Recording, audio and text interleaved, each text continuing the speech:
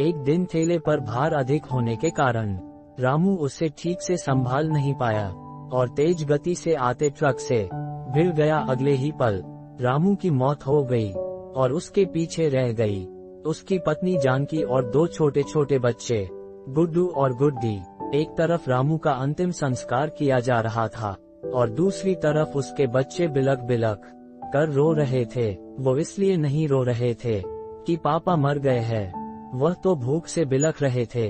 उन्होंने कई दिनों से पेट भर के खाना नहीं खाया था और आज तो मुंह में एक निवाला भी नहीं गया था।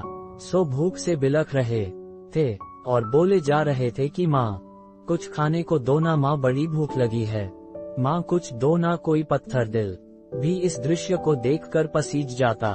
पड़ोसियों को भी दया आ गई, अगल बगल से खाना आ गया। बड़े दिनों बाद आज गुड्डू और गुली ने पेट भर के खाना खाया था।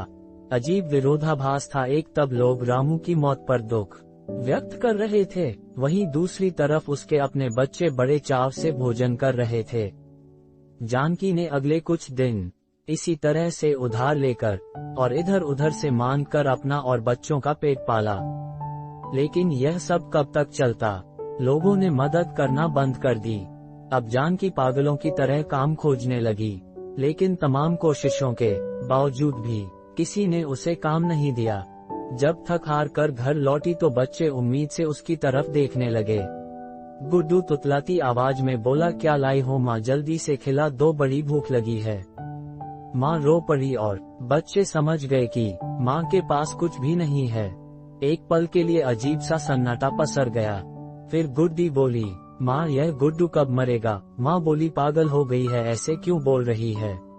माँ ने डांटते हुए कहा, माँ जब पापा मरे थे तो उस दिन हम लोगों को पेट भर के खाना मिला था, अब गुड्डू मरेगा तो फिर खाना आएगा ना? गुड्डी की बातें सुनकर माँ की आंखें फटी की फटी रह गई। उसके पास गुड्डी की इस बात का कोई जवाब नहीं था। दोस्तों, यह सिर्फ एक कहानी नहीं है, यह दुनिया के करोड़ों लोगों की हकीकत है।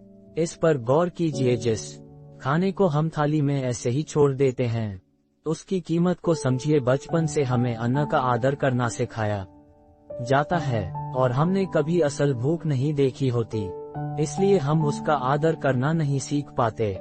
बस एक दिन भूखा रहकर देखिए और आप करोड़ों लोगों का दर्द समझ जाएंगे।